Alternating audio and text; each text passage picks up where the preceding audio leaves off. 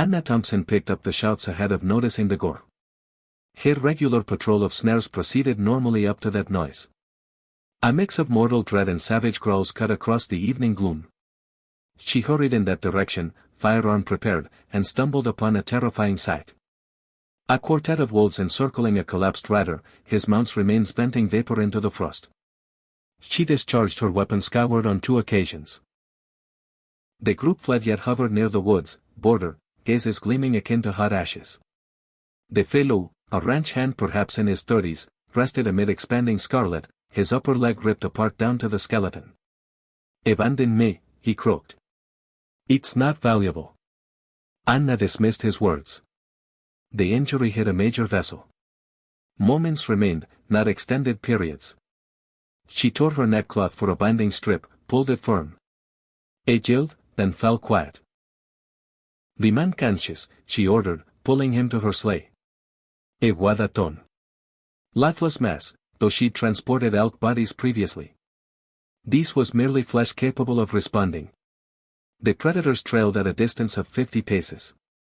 As enduring his demise, she placed him aboard, his fluid drenching her jacket. His pack had tumbled out amid the strewn belongings. An aged golden band for marriage and a youngster's sketch of 3 simple people clasping palms. "Is fleeing some issue?" "Clara," he muttered. "Incoherent. Assured you I'd return damaged." Anna's lodge appeared amid the snowstorm resembling a veil. Illumination from one pane. She hauled the unknown person indoors, secured the entrance, and solely at that point permitted her trembling via the glass. Predator gazes observed. They hadn't finished with him, and evidently neither had she. Cut to B-roll, snowy forest at night. Over 3 days, Luke Randall raged with heat. Anna swapped fluid-saturated wraps, fed soup into dry mouths, and heard him reveal transgressions to spirits. She discovered his spouse's title, Clara, his child, Samuel, 7 years old, and the remorse that etched paths in his heated ramblings. He failed to be present. Eabim pardoned me. He failed to be present. She comprehended. A pair of years passed, fever claimed her spouse Robert as she shopped for grain in the settlement. Remorse was a dialect they each articulated smoothly. Quote. Remorse is a dialect we each articulate smoothly. On the 4th dawn, his temperature dropped. Luke awoke to see Anna dozing in a seat next to his temporary cot, her features pale from fatigue. He examined her, auburn locks slipping from its twist. Rogue and knit fingers crossed on her thighs. The sort of weariness stemming from excessive concern. "You ought to have deserted me," he stated as her lids lifted. "Possibly. She rose, served liquid, yet I chose otherwise." Their initial true gaze exchanged, acknowledgement of shared specters. A rap disturbed. Anna's expression hardened. Remain silent. She unlatched the portal to Harlan, the village delivery man. His view glided beyond her to Luke. "Simply verifying your well-being, Mrs. Thompson. Learned you possessed a guest. Hit wonder. Facile obligation." Certainly, his grin failed to touch his orbs. "I'll inform people you're coping. I isolated here with an unfamiliar male and such." Following his departure, Anna gazed at her image in the pane. She continued wearing her deceased partner's marriage loop on a cord about her throat. One more phantom she bore. "Tempest approaching," she remarked. "Although the heavens were unclouded, you'll have to remain till you're robust enough for journeying." Luke detected the falsehood and the desire underneath. MS1, but how long could this fragile peace last? A week afterward, Luke managed 3 strides prior to agony folded his joint. "Sufficient for departure," he declared. Anna served brew as if deaf. Externally, the initial robin chirp of approaching warned, the type that offered heat but brought chill. A attempted once more. "He must depart or I demolish you." "Demolish?" She at last regarded him. "This community judged me demolished when I retained this farmstead rather than wedding again. You're merely their newest justification." "Explain why you persisted," he inquired. Thus she did. Bereaved at 26, declined to vend property. Her partner perished establishing claim. Rejected for union offers. The community labeled her odd, obstinate, arrogant. And yourself, she queried. Luke's tale emerged more gradually. Clara and Samuel perished 20 months prior from illness as he'd been 300 miles distant on a livestock trek. From that point, he'd wandered, accepting risky tasks, partly wishing fatality would locate him. We're each lingering in locations, he commented. Not residing within them. Anna parted her lips to reply, but clapping sounds disrupted via the glass. Harlan once more, now accompanied by chapel ladies. Mrs. Evergreen, 55 and virtuous, refrained from awaiting welcome. Mrs. Thompson, this circumstance is unacceptable. A bereaved woman and a vagrant, unsupervised. The assembly requires appropriate measures. Is wounded, Anna stated calmly. I'm devout. That's the entire account. The entire community is chattering.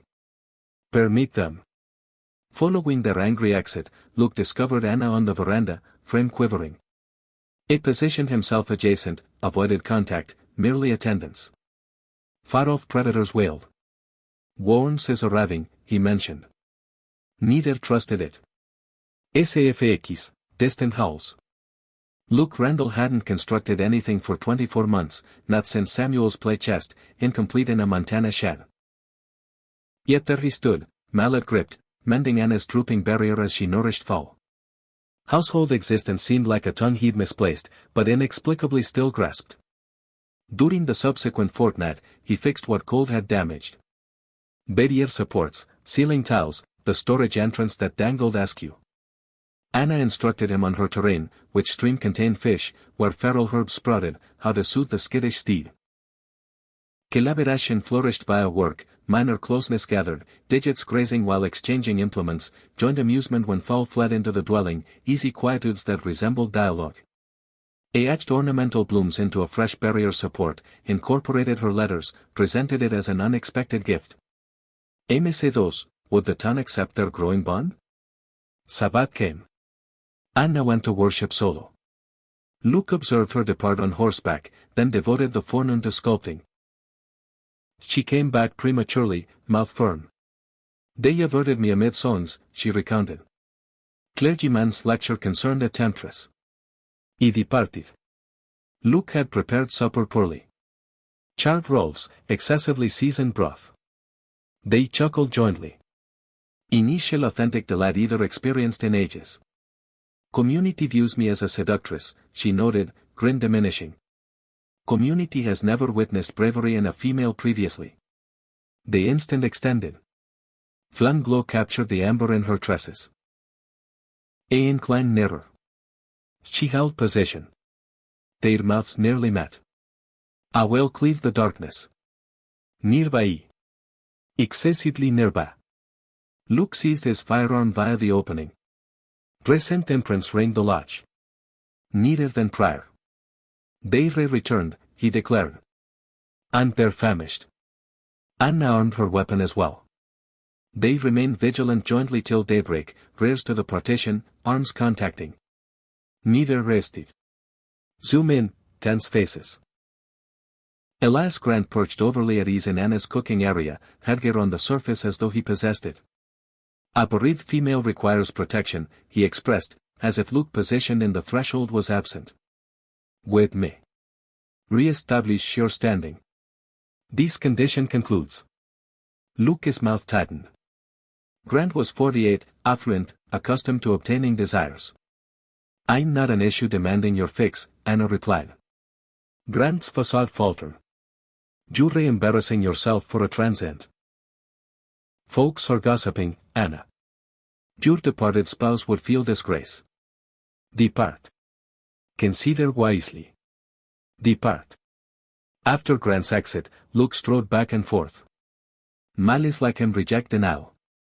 Age uncover scandal or fabricate it. Allow him attempt.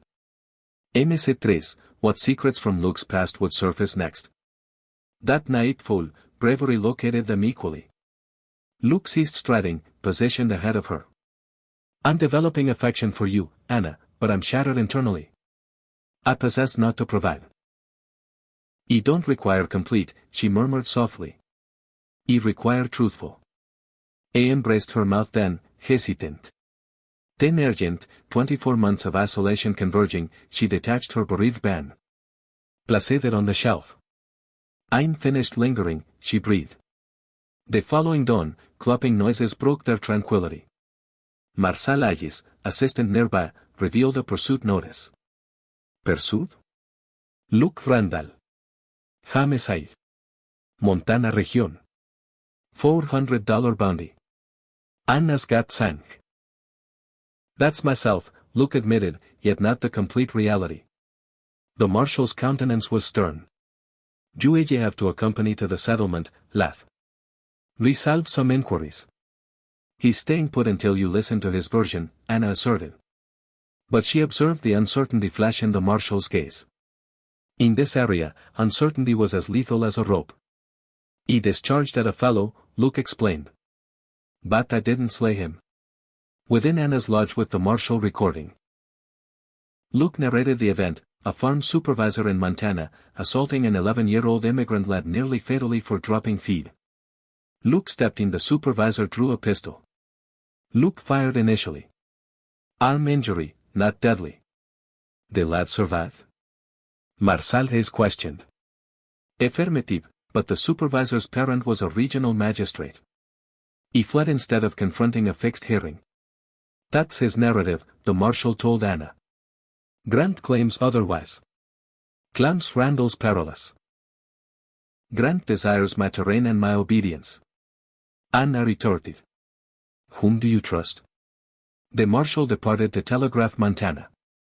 But the harm was accomplished. Settlement assembly that evening. Grant's orchestration. Anna attended unaccompanied. Positioned ahead of the group as they yelled charges of sheltering offenders. The clergyman insisted she reject Luke or encounter banishment. If safeguarding a youngster is an offense, she declared, tone stable, then I'll align with offenders. She exited amid mockery. Upon her homecoming, the lodge was vacant. A message on the surface. You merit existence, not folklore. Avoid pursuing. Observe. Anna sank, then noticed the etched barrier support via the opening, her letters woven with blooms. She traced her digits across the timber. The message came 60 minutes afterward. Brought by the assistant. Accusations dismissed weeks prior. Supervisor healed. No current pursuit, but Luke had vanished. Anna prepared her steed, armed her firearm, and ventured into the wilds. She refused to forfeit him. Not to arrogance, not to dread, not to any matter. Cut to bureau, horseback tracking. Anna pursued Luke into the remote lands, tracing footmarks through thawing frost. It directed toward the origin point, the spot the predators had discovered him, finishing a loop or concluding one. She located him at evening seated under the sapling where his mount perished. Gore mark still evident in the frost. She refrained from speaking, merely seated adjacent. Quietude contained all. At last, you departed. He was compelled. Negative, you were frightened. Lucas chuckled was sour. The complete settlement will ruin you because of me. The settlement doesn't dictate my existence. She retrieved the marriage loop from her garment, the one from his pack. We enter this jointly. Commence Fris. Anna, I trailed you since affection isn't surrendering when it's challenging. That's merely dread attired as honorable. A fracture then, drew her near, concealed his countenance in her locks. He can't pull you into my ruins. Oh Verdu. I'm presently here. They excavated a tiny pit jointly, positioned his loop and her cord within, concealed it with soil and rocks. Fris period, she stated. Fris existence, he concurred. A well broke the instant, nearby, various paths. They positioned rear to rear, firearm and blade prepared. Predator gazes materialized in the gloom. 7 pairs advancing. They recall me, Luke mentioned. Excellent, Anna responded, elevating her firearm. Let's ensure they recall us equally. The leader, marked and aged, locked on Luke with timeless fury, and lunged. Anna discharged. 5. The leader was excessively swift. Luke hurled himself amid Anna and clamping teeth, received the tear on his right arm, identical area as his initial injury. He cried out, thrust his blade into the predator's side. The leader withdrew, leaking. The group ringed. Anna discharged anew, fouled another predator. Luke seized a fallen limb, enveloped his garment around it, ignited it with strikes from his garment. Blas erupted. The predators paused. Blas was their timeless foe, but starvation propelled them ahead. The leader lunged once more, this occasion at Anna. She held firm. Firearm stuck. The predator was 12 feet distant. 10-6. Luke's flame struck it over the muzzle. It cried, faltered. Anna lunged for her blade, rose beneath, thrust the edging. The leader collapsed. The group shattered, disappeared into obscurity. Luke sank adjacent the laughless predator, fluid drenching his arm. Anna ripped his garment for wraps, digits quivering, yet certain. "I can't forfeit you," he panted. "Not following discovering you." Then cease attempting to depart. She bound the injury firm. He grasped her digit, pressed it to his torso. "With me," he expressed. "Not due to settlement, not in spite of them, since I select you, and I'm finished fleeing." "Affirmative," she breathed. "On a single stipulation, we confront all jointly. No additional honorable departures." Morning emerged through tempest vapors. Cold's final breath. Warm's daybreak disclosed the realm dissolving, awakening. They entered the loops at the root of an oak, indicated it with rocks. "Fris period," Anna stated. Luke embraced her mouth. "Fris existence." They traveled paired back to settlement, not concealing, not fleeing. United. 4 months afterward, the lodge echoed with mallet blows. Luke was constructing a cradle. Anna, 5 months expectant, cared for the plot where predators once lurked. Worms had arrived not as wonder, but as prize for enduring cold. They were 3 weeks post the predator clash. Traveling Justice, modest assembly. Marsaljes participated, several locals. Numerous abstained. Grant had departed the area. The clergyman arrived confidentially, Hadger gripped. "You instructed us mercy, Mrs. Randall," he'd remarked. "I regret." Pardon arrived gradually. Previous month, Luke had saved a youngster from the stream. Parents' views altered. Guardians ensued. The settlement was discovering what Anna had recognized. Bravery donned numerous visages. They accepted Harlan's bereaved kin, a lad of 9 who required kin as greatly as they required him. Luke instructed him woodworking. Anna instructed him literacy. Kin rebuilt from selection. Nightfall descended. Anna and Luke positioned on their veranda, observing dusk tint the terrain yellow. Far-off predator whales recalled them. Peril still existed in the realm, but so did they. Luke's palm rested on Anna's abdomen. She inclined against him, inhaling wood shavings and security. "Will the infant be courageous like you?" the lad inquired, materializing in the threshold.